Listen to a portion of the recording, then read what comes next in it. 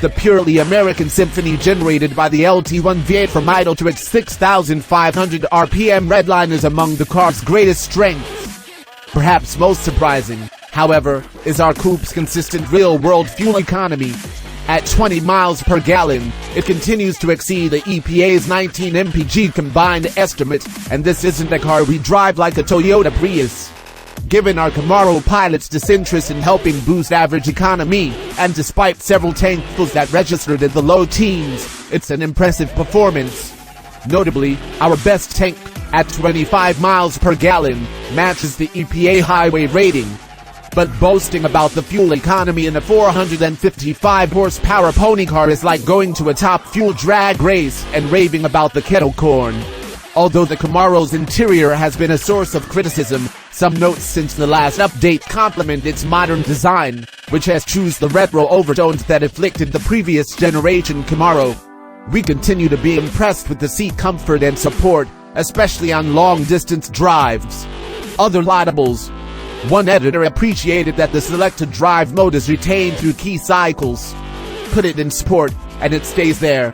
We wish we could say the same for the rev matching feature, but we'll take every little victory. Overall, we like the Camaro family so much that, since our long-termer's last update, the model earned its second straight 10 Best Cars award. What we don't like, family trips are a pile of laughs in the Camaro, partially because of its wild impracticality, but also because burnouts are universally loved among 8-year-olds. Even so, the rear seats and seatbelt receivers are at such an angle as to make fastening children in their seats a hassle, and then there's the yoga required for adults to get back there to attempt the task in the first place. Even staffers roughly 5.5 feet tall lack headroom when seated in the back. No surprises here.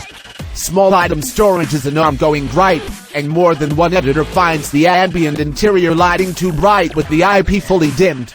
Our staffers' kids, though, love the color options for the door and dashboard backlighting.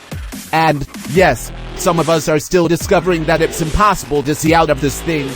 Several commenters again noted that they'd rather drive a Ford Mustang for daily use, despite the Camaro's performance perks. What went wrong? While we've had no repair-related expenditures thus far, our SS is beginning to show signs of wear. Some drivers complain that there's increased tolerance between the driver's seat and its mounting rails, which allows the seat to move during braking maneuvers, although others, including this author, don't notice it. We added another quart of oil since our previous update, a total of 4.5 quarts in addition to the scheduled oil changes, which puts the average consumption rate at 1 quart every 4,700 miles or so. A GM representative said that this rate falls within normal consumption. Where we went, being a coupe limits the Camaro's desirability as a family hauler, so it sees fewer road trips than other long-term test vehicles.